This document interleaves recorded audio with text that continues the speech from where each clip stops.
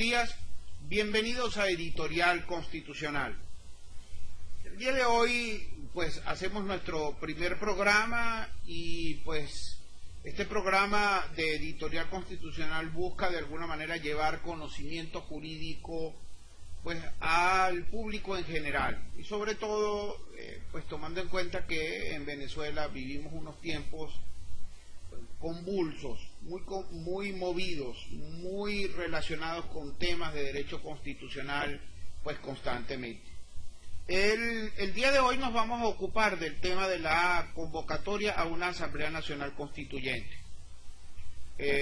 Por supuesto que el día de ayer ya fueron presentadas las bases comiciales ante el Consejo Nacional Electoral y por supuesto que el 1 de mayo de 2017 se publicó en la Gaceta Oficial el decreto número 2380 que contiene el llamado a una constituyente. Para comenzar el análisis, lo primero que tenemos que tomar en cuenta y lo primero que me gustaría que el público tome en cuenta es lo que establece nuestra Constitución con relación al tema de una Asamblea Nacional Constituyente. Está contenido en los artículos 347, 348 y 349 de la Constitución. Comencemos con el 348, pues así, de esa misma manera, fue tocado por el decreto. Dice, la iniciativa de convocatoria a la Asamblea Nacional Constituyente podrán tomarla el presidente o presidenta de la República en Consejo de Ministros, punto y coma. La Asamblea Nacional, mediante acuerdo de las 2/3 partes de sus integrantes, punto y coma, los consejos municipales en cabildos, mediante el voto de las 2/3 partes de los mismos, punto y coma, o el 15% de los electores inscritos o electoras inscritas en el registro civil y electoral. Recalco, iniciativa de convocatoria.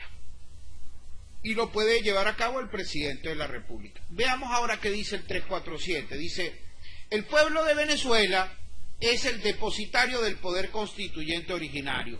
Punto y seguido.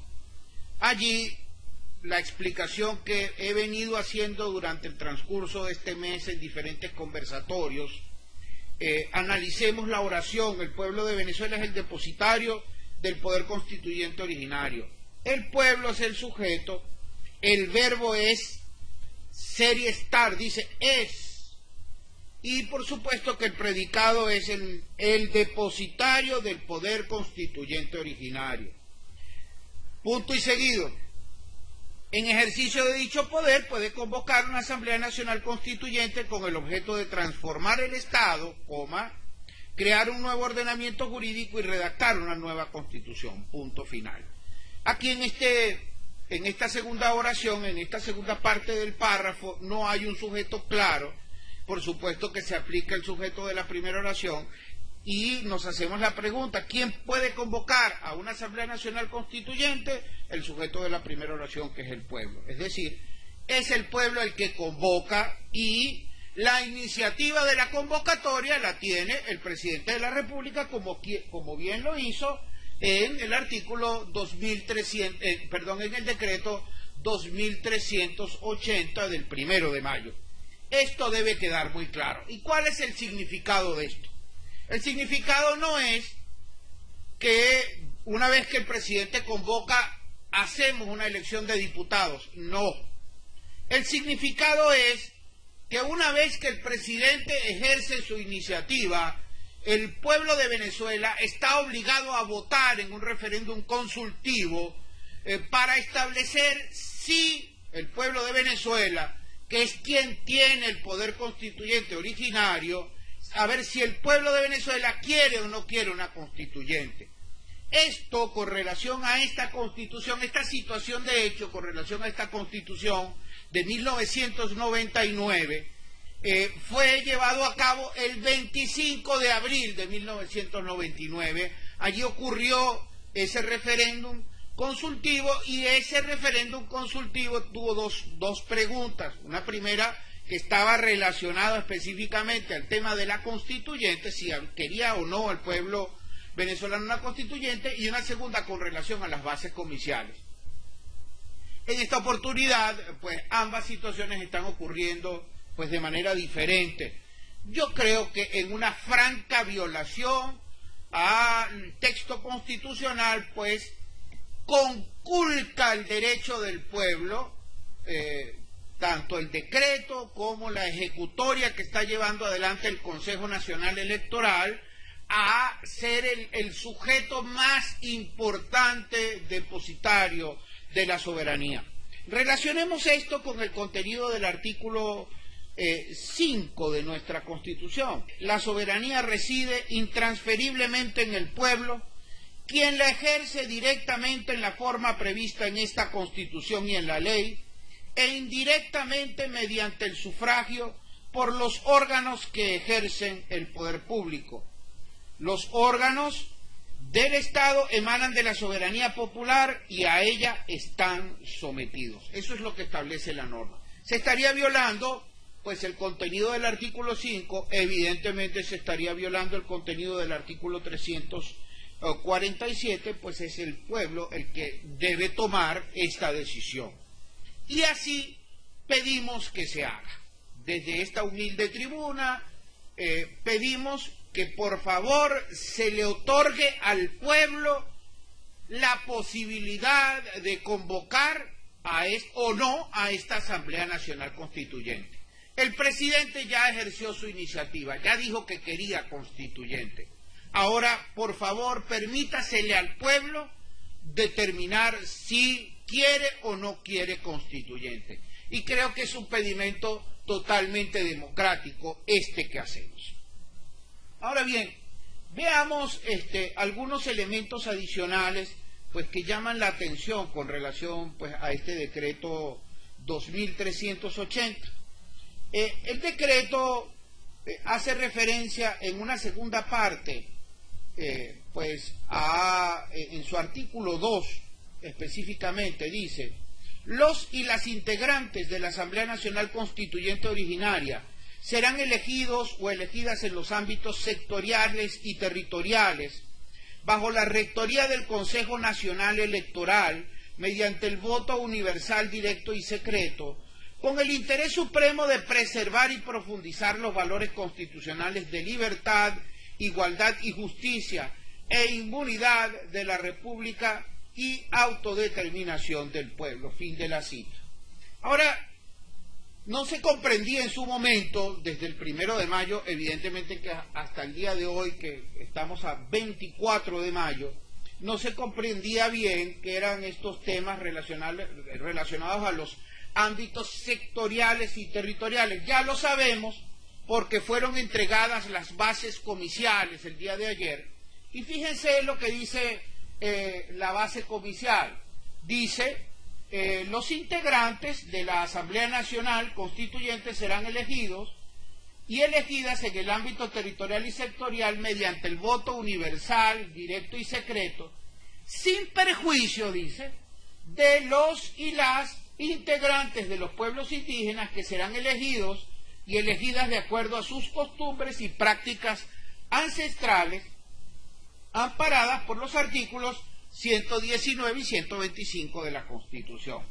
Y sigue, dice: los sectores comprenden. Aquí sabemos qué era lo que quería decir el artículo 2 dice: los sectores comprenden: 1, trabajadores y trabajadoras; 2, campesinos, campesinas, campesinos, pescadoras, pescadores; los y las estudiantes del país; las personas con alguna discapacidad; los pueblos indígenas del país; pensionados y pensionadas, empresarios y empresarias; las comunas y consejos comunales. Lo primero, con el tema el femenino y el masculino, ya la Academia de la Lengua ha dicho que no tenemos que estar usando masculinos y femeninos, no tenemos que referirnos a los y las, sino que podemos englobarla sin que esto constituya un elemento discriminatorio. Entonces, de alguna manera deberíamos ya empezar a corregir el lenguaje. Es importantísimo que que no perdamos el tiempo y que no perdamos, creo que hasta neuronas, diciendo trabajadores, trabajadoras, campesinos, campesinas, los campesinos y estamos hablando, o las campesinas y estamos refiriéndonos a ambos sexos, tanto el femenino como el masculino, y nadie se tiene por qué poner bravo por una cosa como esa. Ahora bien, la pregunta es la siguiente: si ya las bases comerciales hablan de estos sectores, pues yo no consigo allí en los sectores ni a los abogados, ni a los profesores universitarios, ni a los farmacéutas, tampoco consigo pues los licenciados en comunicación social, tampoco conseguimos a los mecánicos. Entonces, pues, realmente, ¿por qué esos sectores? La pregunta que surge, más que una aclaratoria, es una pregunta que surge: ¿por qué esos sectores sí y por qué otros sectores no? Realmente yo creo, y así lo asevero ante el público, ante quien nos escucha, que estamos en presencia de otra violación de la Constitución. En efecto, el artículo 21 de la Constitución establece la igualdad de los venezolanos ante la ley. Dice: todas las personas son iguales ante la ley, punto y coma. Entonces pareciera que ante estas bases comerciales hay unos venezolanos que sí pueden ser elegidos y otros venezolanos que no pueden ser elegidos. Yo quisiera, por favor, entonces, que incluyan allí a los profesores universitarios, a los académicos de las diferentes academias, a los comunicadores, a los mecánicos, etcétera, etcétera, etcétera. Realmente el planteamiento de suyo es inconstitucional y así debemos dejarlo claro. Pero sigamos con el tema del decreto. Fíjense que de alguna manera yo voy a introducir un elemento aquí que yo sé que es un poco profundo, pero estoy seguro que vamos a poder manejarlo. El hecho de que votemos por unos sectores sí y otros no, y que unos tengan derecho o no, es lo que pues de alguna manera se denominó el voto censitario, porque evidentemente, fíjense que el número 8 habla de las comunas y los consejos comunales, y si yo no pertenezco a un consejo comunal, pues no puedo votar allí, y solo está habilitado para votar aquel que pertenece al consejo comunal o aquel que pertenece a la comuna. Esto viola el contenido también de nuestra Constitución, cuando la Constitución establece que se trata del voto universal, directo y secreto. No basta con que afirmemos que se trata del voto universal, directo y secreto. Es necesario que este voto universal, directo y secreto, pues de alguna manera sea ejercido y sea tenido como tal. Fíjense que el artículo 63 dice de nuestra Constitución: el sufragio es un derecho, se ejercerá mediante votaciones libres, universales, directas y secretas. La ley garantizará el principio de la personalización del sufragio y la representación proporcional. El principio de la personalización del sufragio, para mis queridos ciudadanos, para mis queridas personas que nos están escuchando, es una persona, un voto. Repito, una persona, un voto. Por supuesto que yo voto en la comuna, si voté en la comuna no puedo votar en ninguna otra parte, y entonces realmente esto crea un enredo electoral, un enredo desde el punto de vista jurídico que no se puede desenmarañar.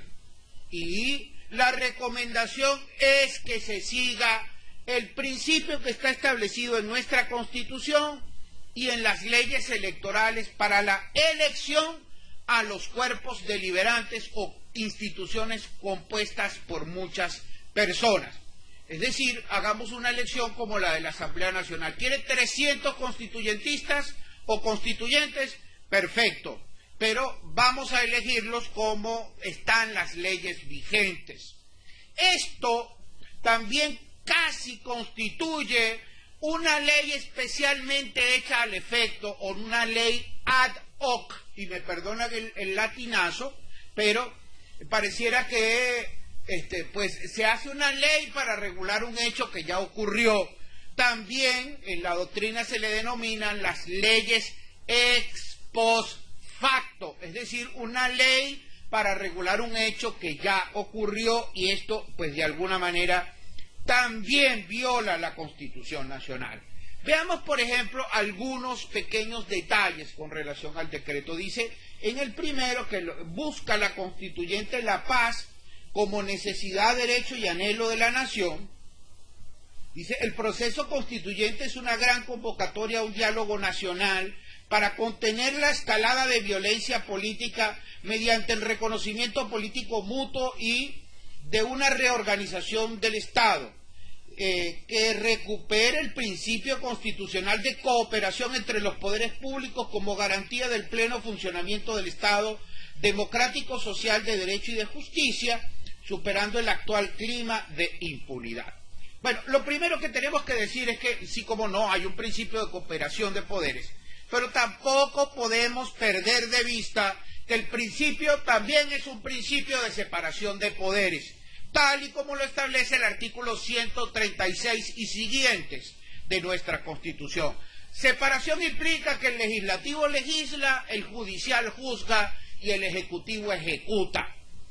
Entonces, pues esa mezcladera de situaciones tampoco es positiva, porque termina, como decía Montesquieu, Carlos Luis de Secondat, termina por acumularse poder. Y no perdamos de vista, quien acumula poder, quien tiende a acumular poder, termina por abusar del mismo. No podemos perder de vista que separar los poderes y separar sus funciones de alguna manera colabora con que una sola persona no detente el poder. Pero vamos a seguir haciéndonos preguntas. Dice, la paz como necesidad, derecho y anhelo de la nación. Yo me pregunto, si nosotros revisamos el contenido del artículo 3, el artículo 3 de nuestra Constitución, allí nosotros vamos a ver con claridad cómo menciona el tema de la paz nuestro constituyente. Dice, el Estado tiene como fines esenciales la defensa y el desarrollo de la persona y el respeto a su dignidad, el ejercicio democrático de la voluntad popular, la construcción de una sociedad justa y amante de la paz, la promoción de la prosperidad y bienestar del pueblo y la garantía del cumplimiento de los principios, derechos y deberes reconocidos y consagrados en esta Constitución, punto y aparte, punto suspensivo, cierro la cita. ¿Para qué queremos una constituyente que desarrolle la paz si la Constitución Nacional así lo establece ya? ¿Para qué queremos una constituyente que desarrolle el diálogo si en los últimos 16 años, en 3 oportunidades, ha habido estas convocatorias al diálogo? Yo recuerdo la primera cuando vino el secretario general de la OEA, César Gaviria, y realmente, pues, ¿en qué quedamos con ese diálogo? ¿Qué fue lo que se cumplió y no se cumplió de ese diálogo? Pues fueron muchas las cosas que no se cumplieron y muy pocas las que sí se cumplieron.